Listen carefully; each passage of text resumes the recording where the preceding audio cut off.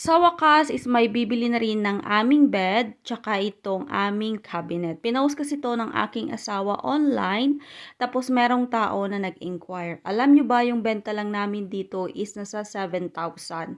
Tapos detail by details is kailangan niyang videohan ng aking asawa para makita ng taong bibili.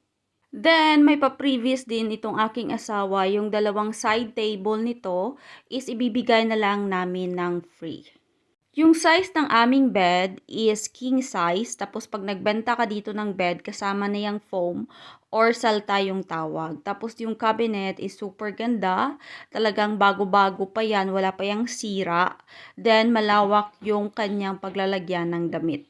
The reason lang naman kung bakit binenta namin, kasi nga niregaluhan kami ng aking biyanan ng bagong bed and of course cabinet.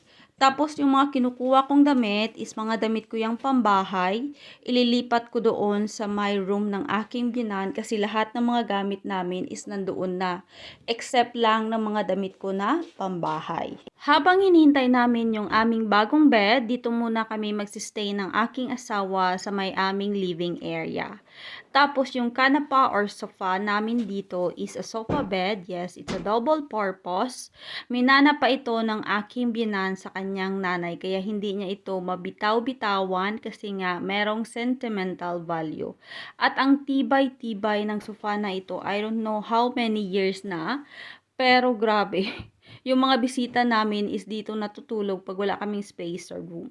At ito na yung bed namin na empty. Tapos lalabas na yung aking asawa kasi nga susunduin niya na yung tao na bibili ng aming bed. Tumaba na yung aking asawa para sunduin yung bibili ng aming bed and ng aming cabinet. And it's good para kapag dumating na yung aming in-order na regalo ng aking biyanan na bagong cabinet and bed is malinis na siya.